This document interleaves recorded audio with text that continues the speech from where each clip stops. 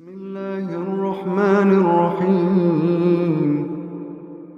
لله ما في السماوات وما في الأرض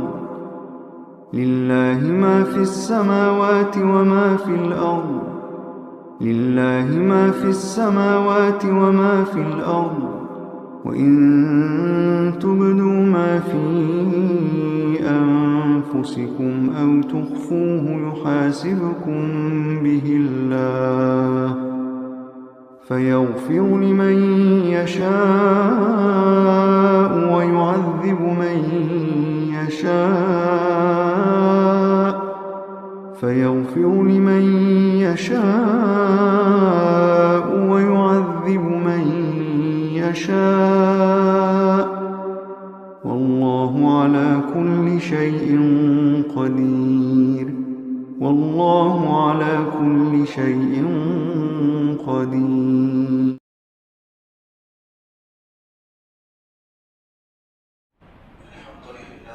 الحمد لله رب العالمين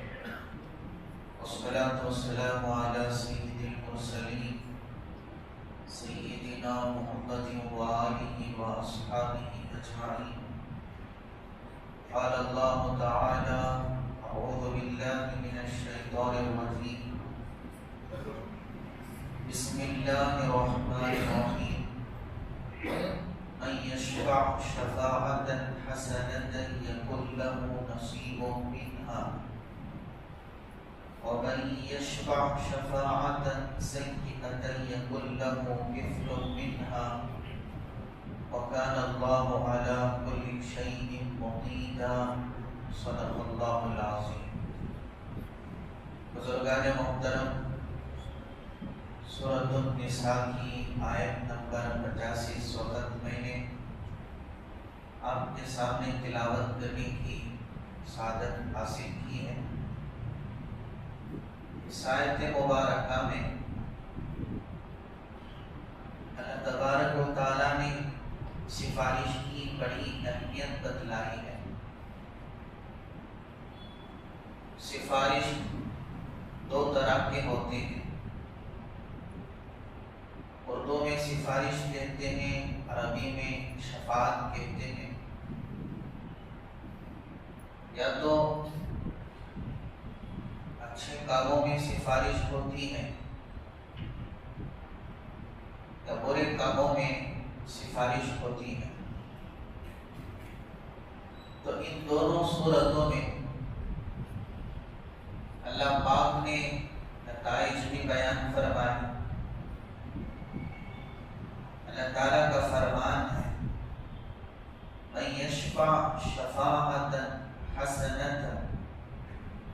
جو کوئی شفاعت کرے، سفارش کرے، نیک کام میں، اچھی چیزوں میں، خیر میں، یکن لہ نصیب منہا، تو سفارش کرنے والے کو بھی اس خیر میں سے، اس نیکی میں سے، اس اچھائی میں سے ایک حصہ ملتا ہے. یہ پہلی قسم ہے جو مستحسن ہے اور قابل مقبول ہے، پسندیدہ ہے. وَمَن يَشْفَعْ شَفَاعَةً سَيِّئَةً يَكُن لَّهُ كِفْلٌ مِّنْهَا، اور جو کوئی سفارش کرے کسی بری بات میں، برے کام میں، تو اس کے لیے بھی اس برائی میں سے بوجھ ہوتا ہے، برائی ہوتی ہے. وَكَانَ اللَّهُ عَلَى كُلِّ شَيْءٍ مُقِيتًا، اور اللہ تعالیٰ ہر چیز پر قدرت رکھنے والے ہیں. تو یہاں اللہ پاک نے شفاعت کی دو قسم بیان فرمائے. اچھی شفاعت ہو تو اچھی شفاعت کرنے والے کے لیے نیکی ہے، اجر ہے. اگر بری شفاعت ہے، بری سفارش ہے، تو پھر اس کے لیے وبال ہے، گناہ ہے اور بوجھ ہے. خواہ کسی بھی معاملے میں ہو. رشتے کے اعتبار سے، ملازمت کے اعتبار سے، کھانے پینے کے اعتبار سے، کسی بھی اعتبار سے اگر کسی نے کسی کو نفع پہنچایا، اپنی ذات سے نہ صحیح مگر کسی بھی طرف سے نفع پہنچانے کے لیے وہ سبب بنا، اس کا حصہ رہا، اس کی سفارش رہی، تو ایسی صورت میں شفاعت کرنے والے کو بھی اتنا ہی اجر ملے گا جتنا کہ جو کوئی کسی پر کھانے کے ذریعے یا کسی بھی اعتبار سے نفع پہنچائے۔ مثلا آپ نے اگر کسی سے سفارش کر دی کہ فلاں پریشان ہے، فلاں کی یہ حاجت ہے، خود تو پوری نہیں کی مگر فلاں سے اتنا کہا کہ آپ اس کی مدد کر دیں، تو جس سے آپ نے کہا اس نے حاجت مند کی مدد کر دی، تو حاجت مند کی مدد کرنے والے کو جتنا اجر ملے گا اتنا ہی اجر سفارش کرنے والے کو بھی ملے گا۔ اللہ کے حبیب پاک صلی اللہ علیہ وسلم کا فرمان ہے کہ الدال علی الخیر کفاعلہ، بھلائی پر دلالت کرنے والے کو اتنا ہی اجر ملتا ہے جتنا کہ کرنے والے کو ملتا ہے۔ آپ نے کسی کو نماز کی دعوت دی تو جس نے آپ کی دعوت سے نماز پڑھ لی، نماز پڑھنے والے کو بھی اللہ جتنا اجر دیتے ہیں اتنا ہی اجر دعوت دینے والے کو بھی دیتے ہیں۔ خواہ کوئی بھی نیک کام ہو، بشرطی کہ وہ نیک ہو، اچھا کام ہو، قرآن حدیث کی روشنی میں مندوب کام ہو، جائز کام ہو، ناجائز امور نہ ہو۔ جائز امور میں کسی کو نفع پہنچانے کے لیے سفارش کرنا، شفاعت کرنا، تو جو جس عمل کو بجا لاتے ہیں سفارش کرنے والے کو بھی اس کے برابر اللہ پاک اجر و ثواب سے نوازتے ہیں۔ ایسے ہی اگر کوئی کسی ظلم میں، برائی میں یا رشتے ناطے توڑنے میں، ملازمت چھین لینے کے سلسلے میں، کسی کو نقصان پہنچانے کے سلسلے میں سبب بنتا ہے، ذریعہ بنتا ہے، اگرچہ کہ ایک جملہ ہی اس نے کہا ہو، تو جس نے ظلم کیا ہے اس کے بقدر گناہ کہنے والے کو بھی ہوگا، تعاون کرنے والے کو بھی ہوگا، سفارش کرنے والے کو بھی ہوگا۔ حتیٰ کہ اللہ کے حبیب پاک صلی اللہ علیہ وسلم کا فرمان ہے، اگر کوئی کسی مسلمان کے قتل میں صرف ایک کلمہ کہا، قتل تو نہیں کیا، قتل کرنے والا کوئی اور ہے، مگر اس نے اپنی زبان سے ایسا کلمہ جو کہ قتل کرنے کے لیے مدد ثابت ہو یا بذریعہ شفاعت ہو، یا وہ اس کلمے کے ذریعے قاتل کو ابھارا ہو، تو اللہ کی نبی نے فرمایا قتل تو نہیں کیا مگر ایسا کلمہ کہا جو مسلمان کے قتل کے سبب بنا، تو قیامت کے دن اس حال میں اللہ کی عدالت میں لایا جائے گا کہ اس کی پیشانی پر لکھا ہوا ہوگا کہ یہ اللہ کی رحمت سے محروم ہے اور مایوس ہے۔ صرف ایک کلمہ بھی اگرچہ اس نے ایسا کہا، تو غرض جو دوسروں کے بھلائی کے لیے سبب بنتے ہیں وہ بھی بھلائی کرنے والوں کے برابر اجر پاتے ہیں، اور جو دوسروں پر ظلم کرنے کے لیے سبب بنتے ہیں، نقصان پہنچانے کے لیے سبب بنتے ہیں، وہ بھی اس نقصان پہنچانے کے برابر، اس ظلم کے برابر وبال پاتے ہیں۔ مزید اللہ پاک نے سورہ مائدہ میں یوں ارشاد فرمایا کہ تعاونوا علی البر والتقوی، کہ مسلمانوں ایک دوسرے کی مدد کرو نیک کاموں میں، تقوی کے کاموں میں، اچھے کاموں میں، ولا تعاونوا علی الاثم والعدوان واتقوا اللہ، اور ایک دوسرے کی مدد نہ کرو گناہ کے کام میں، ظلم و ستم میں۔ تو گویا اللہ پاک نے اسی کی تشریح آیت میں بیان فرما دی، اچھی شفاعت اور بری شفاعت کی شکل میں اللہ نے تو ڈکلیئر کر دیا اور واضح حکم دے دیا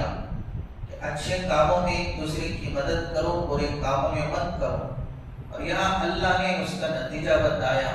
کہ جو اچھے کام میں مدد کرتے ہیں وہ ثواب پاتے ہیں، اور جو برے کام میں ایک دوسرے کے ساتھی بنتے ہیں وہ بھی گناہ میں برابر کے شریک ہوتے ہیں۔ تو بزرگان محترم، ہم کسی بھی معاملے میں ہو، اسی آیت شریفہ کی روشنی میں حضرات علماء نے، حضرات فقہاء نے ووٹ کی اہمیت کو بھی سفارش اور شفاعت کا درجہ دیا۔ کسی کے حق میں اگر آپ ووٹ ڈالتے ہیں تو گویا آپ اس کے حق میں شفاعت کر رہے ہیں، سفارش کر رہے ہیں۔ اگر آپ نے صحیح معتبر انصاف پسند آدمی کے حق میں آپ نے سفارش کی ہے تو پھر وہ منتخب ہو کر جو خدمات انجام دے گا، اللہ پاک اس کا اجر و ثواب اس کو پہنچانے کے ساتھ سفارش کرنے والے کو بھی، ووٹ ڈالنے والے کو بھی پہنچائے۔ اسی طرح اگر کسی باوجود جاننے کے ظالم ہے، اپنی غرض کے لیے، اپنی مطلب کے لیے یا پیسوں پر فروغ ہو کر اگر کسی ظالم کے ساتھی بنے، اس کے حق میں سفارش کی، اس کو ووٹ ڈالا، تو جو وہ قوم پر ظلم ڈھائے گا تو برابر ہی بھی شفاعت کرنے والے، سفارش کرنے والے اس کے ظلم میں شریک ہو جائیں۔ ایک تو قرآن پاک نے جو ہے جو شفاعت کا تذکرہ فرمایا ہے اس آیت کی روشنی میں، حضرات علماء نے، فقہاء نے، مفسرین نے ووٹ کی اہمیت کو شفاعت سے تشبیہ دی۔ اسی طرح قرآن پاک کے دیگر مقامات میں جہاں اللہ پاک نے شہادت کا تذکرہ فرمایا ہے تو ووٹ کو شہادت کا بھی درجہ بتایا۔ اگر کوئی آپ کو دعوت دے رہا ہے کہ آؤ آپ مجھے منتخب کرو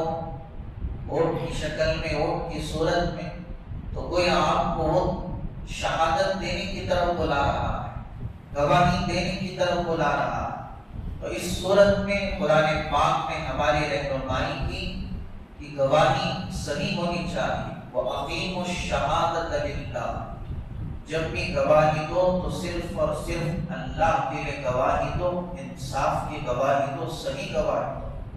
یا ایھا الذین آمنوا کونوا قوامین بالقسط، مسلمانوں انصاف کے ساتھ گواہی کو قائم کرو۔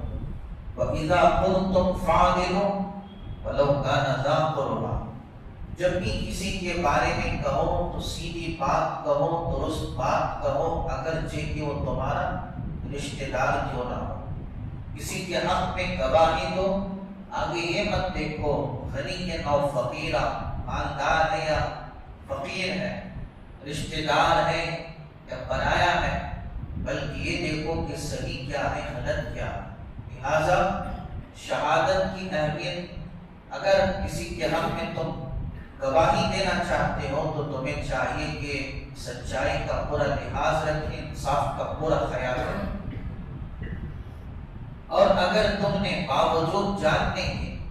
کہ فلاں غلط ہے پھر بھی آپ نے اس کے حق میں شہادت دی، گواہی دی، تو گویا تم نے جھوٹی گواہی، اور جھوٹی گواہی اتنا بڑا گناہ ہے۔ سورہ حج میں اللہ نے جہاں شرک کا تذکرہ فرمایا اس کے ساتھ جھوٹی گواہی کا بھی تذکرہ فرمایا۔ فاجتنبوا الرجس من الاوثان واجتنبوا قول الزور،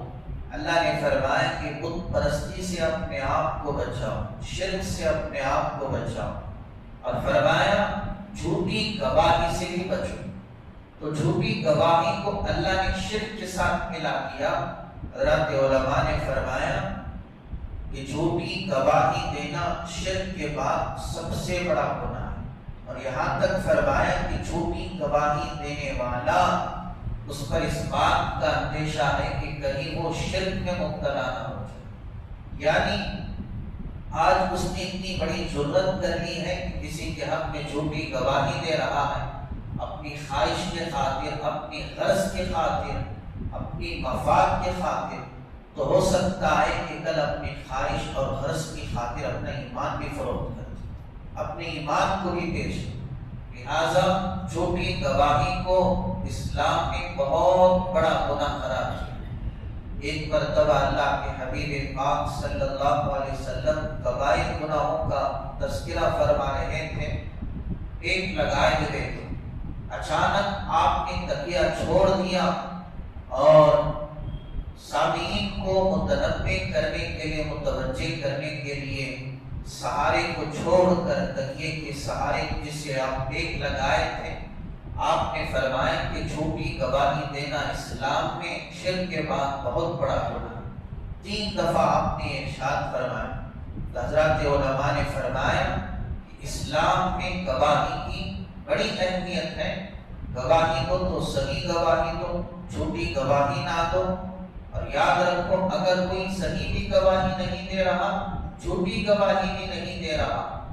مگر اتنا کر رہا ہے کہ وہ اپنی گواہی کو چھپا رہا ہے۔ مثلا اگر کوئی یوں کہہ دے یہ تو سیاست، دین سے اس کا کیا لینا دینا، یہ دین سے الگ چیز ہے، لہٰذا اس سے مجھے کیا ملے گا، کیا آنا ہے، کیا جانا ہے، ڈالنے والے ہو ڈالتے رہیں، مجھے تو اپنے کام سے مطلب ہے، اپنی ضروریات اور مشغولیات سے مطلب ہے، یہ کہہ کر نظر انداز کر دے تو حضرات علماء نے فرمایا کہ وہ اپنی شہادت کو چھپا رہا ہے، وہ اپنی گواہی کو چھپا رہا ہے۔ تو قرآن نے کہا وَلَا تَكْتُمُوا الشَّهَادَةَ، گواہی کو مت چھپاؤ۔ جب تمہیں گواہی دینے کے لیے بلایا جائے تو تمہیں چاہیے کہ حاضر ہو کر صحیح گواہی دو۔ اگر تم نے گواہی چھپا دی وَمَن يَكْتُمْهَا فَإِنَّهُ آثِمٌ قَلْبُهُ، تو جس نے اپنی شہادت چھپا دی تو اس کا دل گنہگار ہوگا۔ سورہ بقرہ میں اللہ نے فرمایا وَمَنْ أَظْلَمُ مِمَّنْ كَتَمَ شَهَادَةً عِندَهُ مِنَ اللَّهِ، اس شخص سے بڑا ظالم اور کون ہو سکتا ہے جو اپنی گواہی کو چھپا دے، جو اپنی شہادت کو چھپا دے۔ اللہ کے محبوب نے فرمایا الا اخبرکم بخیر الشہداء الذی یأتی بشہادتہ قبل ان یسألها، کیا میں تمہیں نہ بتاؤں کہ گواہی دینے والوں میں سب سے بہتر کون ہے؟ وہ ہیں کہ جن سے طلب کرنے سے پہلے وہ گواہی دیتے۔ تو گواہی دینے کے سلسلے میں جب دعوت دی جائے تو فرض بنتا ہے، واجب بنتا ہے کہ صحیح گواہی ادا کرے، اور گواہی کو چھپانا اللہ کے نبی نے فرمایا من کتم شہادۃ اذا دعی الیہا کان کمن شہد بالزور، جس کسی کو گواہی دینے کے لیے بلایا جائے اور وہ گواہی نہ دے، گواہی کو چھپا دے اور گواہی کو نظر انداز کر دے، تو اس میں اور جھوٹی گواہی دینے والے میں کوئی فرق نہیں۔ تو گویا وہ بھی جھوٹی گواہی دے رہا ہے، یعنی مجرم کے خلاف گواہی نہ دے کر خاموشی کا اظہار کرنا گویا جھوٹی گواہی دینے کے برابر۔ اسی طرح کسی صحیح آدمی کے حق میں گواہی نہ دینا جھوٹوں کے ساتھ دینے کے برابر ہے۔ لہذا حضرات علماء نے آیتوں کی روشنی میں جو سینکڑوں آیتیں ہیں جن میں یہ کہہ دیا شہادت، شفاعت، تعاون، ساری چیزیں آج موجودہ دور میں ووٹ کی حیثیت رکھتی ہے، لہذا تمہیں چاہیے کہ اس سلسلے میں یہ کہہ کر نظر انداز نہ کریں کہ اس کا دین سے کوئی لینا دینا نہیں، دین سے ان کا کوئی تعلق نہیں اور یہ الگ چیزیں ہیں، تو پھر حضرات علماء نے فرمایا کہ بہت بڑی لاپرواہی ہوگی، بہت بڑی غفلت کی چیز ہوگی۔ اس لیے کہ ایسی ہی چیزوں کی وجہ سے ظالموں کو موقع ملے گا، اچھے لوگ قوم کی خدمت سے محروم ہو جائیں گے اور ظالموں کا تسلط ہو جائے گا، اور جب ظالم تسلط ہوں گے اور پھر وہ جو قوم پر، ملت پر ظلم ڈھائیں گے تو جن حضرات نے باوجود گواہی کا حق رکھتے ہوئے گواہی کو ضائع کر دیا تو وہ بھی ظالموں کے صف میں برابر کھڑے ہو جائیں گے، برابر ان کے ظلم میں شریک ہو جائیں گے۔ لہٰذا ضرورت اس بات کی ہے کہ آیتوں کی روشنی میں حضرات علماء نے جو ووٹ کی اہمیت بتلائی ہے، اگرچہ کہ جمعہ کے موقع پر بھی آپ نے ان چیزوں کو سماعت فرمایا ہو، لیکن قرآن پاک اور احادیث کی روشنی میں جو باتیں سامنے آئی ہیں تو چاہیے کہ ووٹ کی اہمیت کو سمجھتے ہوئے اپنے اس فریضے کو بخوبی انجام دیں، اور یہ نہ کہیں کہ اگر میں اکیلا ووٹ نہ ڈالوں تو اس سے کیا فرق پڑ سکتا ہے، بہت فرق پڑ سکتا ہے۔ اگر یہی سب کی سوچ ہو جائے تو پھر ووٹ ڈالنے والا کون ہو؟ اور کبھی ایسا بھی ہوتا ہے کہ ایک ووٹ فیصلہ خود ثابت ہو جاتا ہے، ایک ووٹ سے ہارنے والا جیت جاتا ہے، جیتنے والا ہار جاتا ہے۔ ایک ووٹ کی جو ہے اتنی اہمیت ہے کہ کبھی کوئی ظالم مسلط ہو جاتا ہے، کبھی خیر خواہ منتخب ہوتا ہے۔ لہٰذا یہ ووٹ گویا کہ ہم فلاں کے حق میں شہادت دے رہے ہیں، سفارش کر رہے ہیں، تو ہماری سفارش صحیح ہونی چاہیے، ہماری گواہی صحیح ہونی چاہیے۔ تو اس صورت میں جب بھی موقع آئے تو اپنی قوم و ملت کا بھلا ہو اور ان کے خیر خواہی ہمدردی کے لیے کون صحیح ہے پورا لحاظ رکھا جائے اور پورا غور و فکر کیا جائے۔ اور جہاں تک قوم و ملت کی جو ہے ہمدردی کا مسئلہ ہے، یہ ایسا بڑا مسئلہ ہے کہ جیسے اسلام میں فرض نمازوں کی اہمیت ہے، روزوں کی اہمیت ہے اور حج کی اہمیت ہے، ایسے ہی ایک دوسرے کو نفع پہنچانے کے سلسلے میں، ایک دوسرے کو ظلم و ستم سے بچانے کے سلسلے میں اس خدمت کی بھی بڑی اہمیت ہے۔ لہٰذا آپ ووٹ ڈال رہے ہیں، اچھے انسان کے حق میں ہے تو پھر اجر ملے گا ان آیتوں کی روشنی میں۔ اگر برے حق میں، برے آدمی کے حق میں ہم نے ووٹ ڈالا ہے تو ہمیں بھی جو ہے اس برائی کے برابر برائی ہوگی، گناہ ہوگا، وبال ہوگا۔ لہٰذا جب بھی انگلی جو ہے بٹن پر رکھنے سے پہلے خاص طور پہ اپنی ذات تک نہیں بلکہ پوری قوم و ملت کا لحاظ رکھیں۔ اس انگلی کے پیچھے ہمارے مساجد ہیں، ہمارے مدارس ہیں، ہمارے مسلمان ہیں، ہمارے علماء ہیں، دینی احکامات ہیں، اسلامی احکامات ہیں۔ آپ دیکھ رہے ہیں کہ موجودہ حالات میں ظالم کھلے عام دند دنا رہے، ظلم سر چڑھ کے بول رہا ہے، باوجود ظالم کو ظلم کرتے ہوئے دیکھیں اور اس کے ظلم کو نہ روکیں۔ اللہ نے فرمایا وَاتَّقُوا فِتْنَةً لَا تُصِيبَنَّ الَّذِينَ ظَلَمُوا مِنْكُمْ خَاصَّةً، ڈرو اس عذاب سے جو صرف ظالموں پر نہیں آئے گا، تم پر بھی آئے، عام ہوگا۔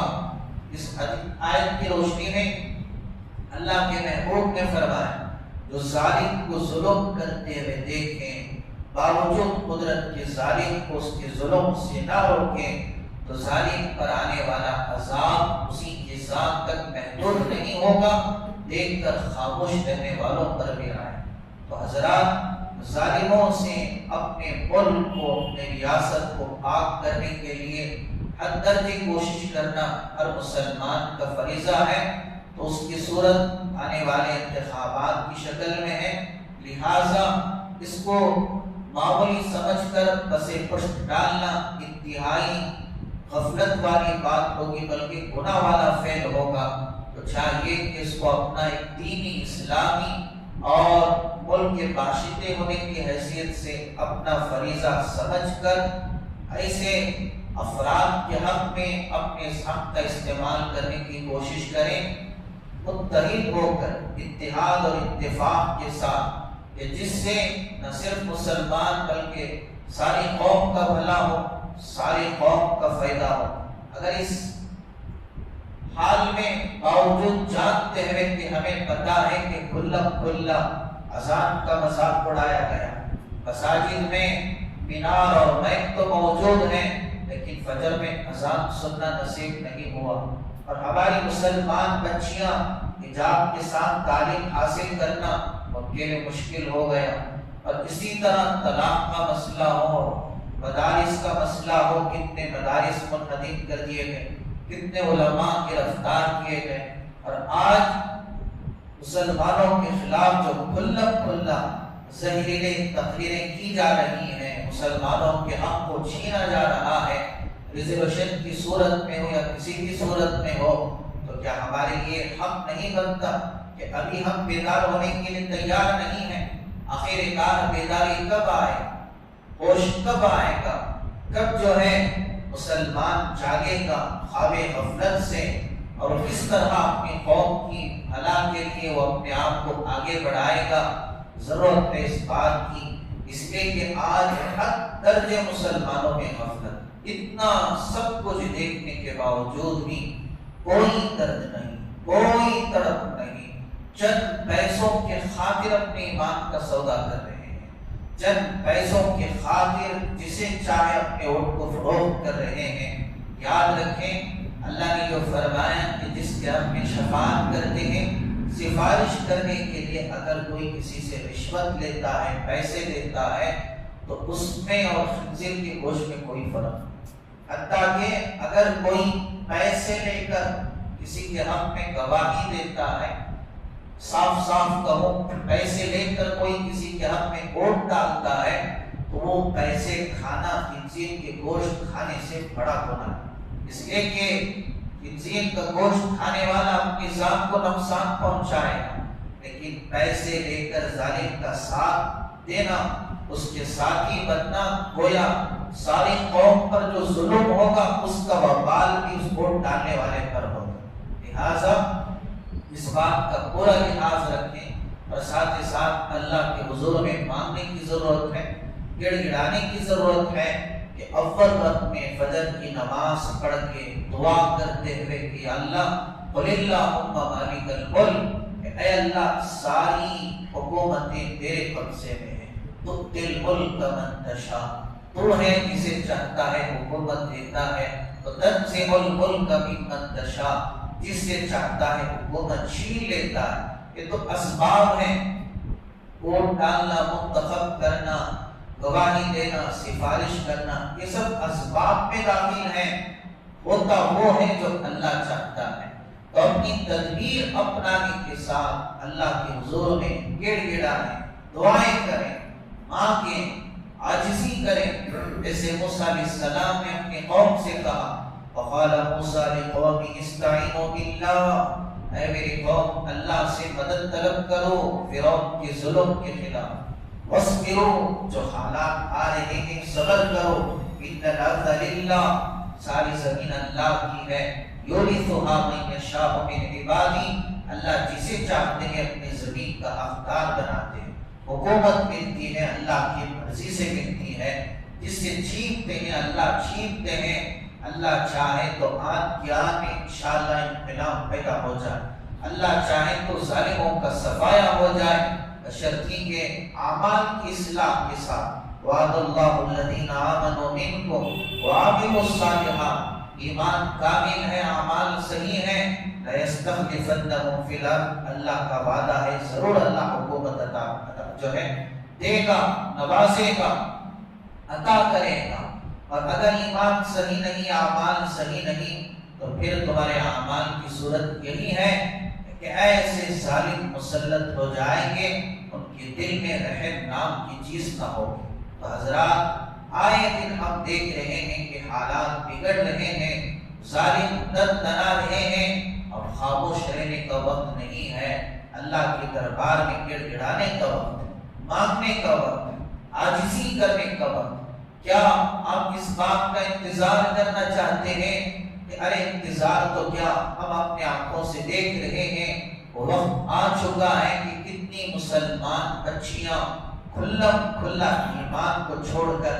غیروں کے ساتھ خوشی سے جا رہی ہیں، ہنستے ہوئے جا رہی ہیں، جبکہ ایک ایک فرد کے ایمان لانے کی خاطر کتنے صحابہ جنہوں نے شہادت پائی، کتنی عورتیں بیوہ ہوئی، کتنے بچے یتیم ہوئے، ہمارے نبی نے کتنی قربانیاں دی، آج اس دین کی کیا اہمیت ہے، ہمارے نسلوں کا کیا حال ہے، آنے والے نسلوں کا کیا ہوگا۔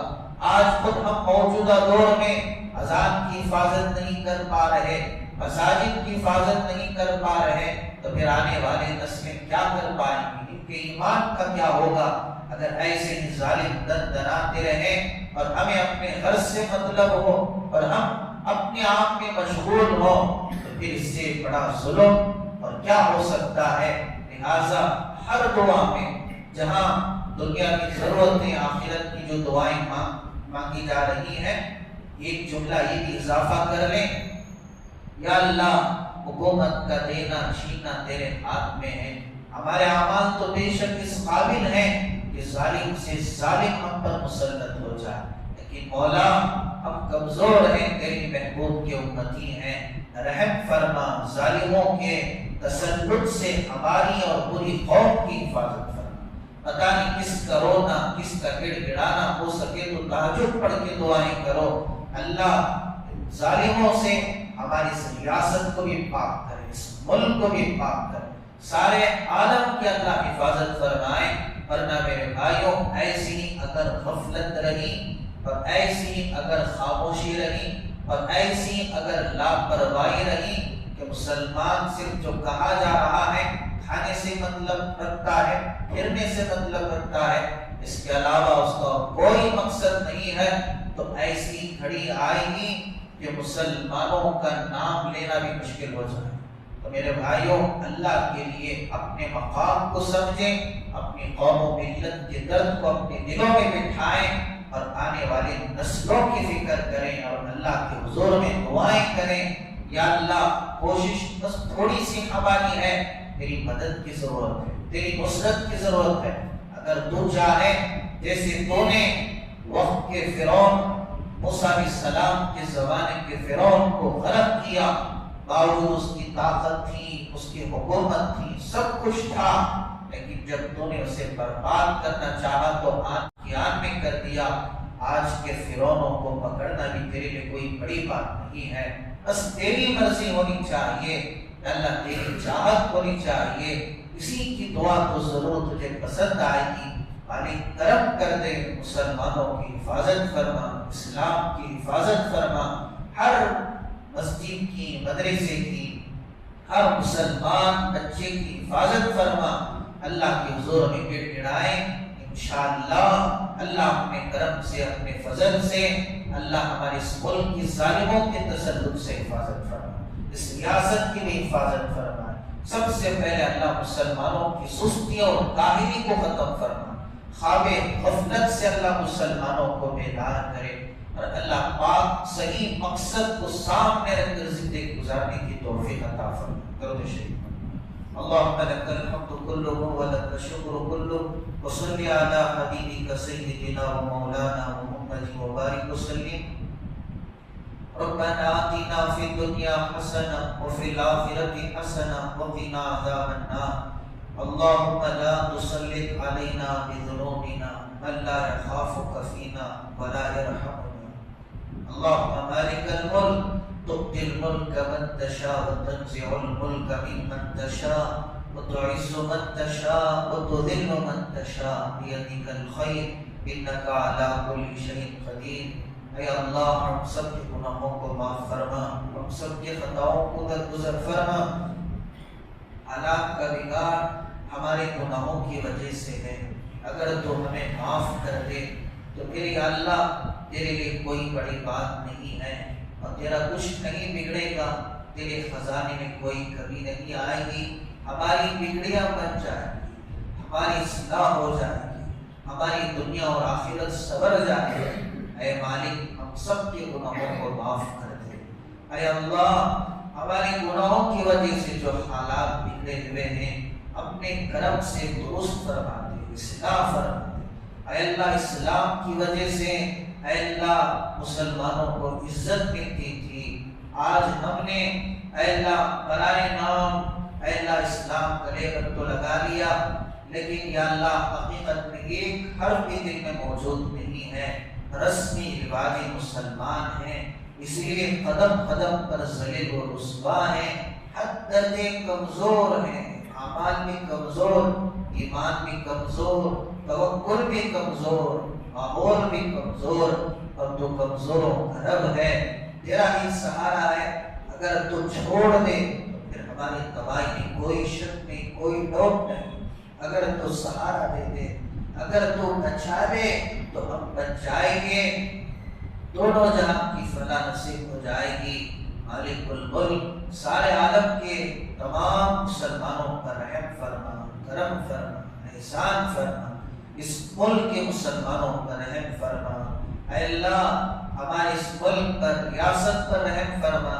آنے والے انتخابات میں حکومت تیرے ہاتھ میں ہے، اصل بادشاہ تو ہے، یا اللہ ایسے لوگوں کو حکومت دے جو ساری قوم کے لیے اے اللہ ہمدرد ثابت ہو، ظالموں کے تسلط سے بچا لے یا اللہ، خاص طور پہ ایسے رذیل اور شریر اور سرکش لوگوں سے پوری حفاظت فرما جو کھلے عام اسلام کے خلاف کہہ رہے ہیں، مسلمانوں کے خلاف کہہ رہے ہیں، اے اللہ کھلے عام ان کا دعویٰ ہے کہ وہ میناروں سے اللہ اکبر کی صدا کو ختم کر کے رہیں گے، تو نے بتا دے یا اللہ تو سب سے بڑا ہے، تو سب سے بڑا ہے، اسلام دنیا میں ختم ہونے کے لیے نہیں آیا، تو دنیا کو بتا دے، ظالموں کو بتا دے کہ اسلام کے پیچھے تیری طاقت ہے، تو سویا ہوا نہیں ہے، تو غافل نہیں ہے، اے اللہ تو عاجز نہیں ہے، تو بے خبر نہیں ہے، تو دیکھ رہا ہے، تو دیکھ رہا ہے مالک، ہمارے اعمال کے مطابق فیصلے نہ فرما بلکہ اپنے کرم سے رحم کے فیصلے فرما، ظالموں کے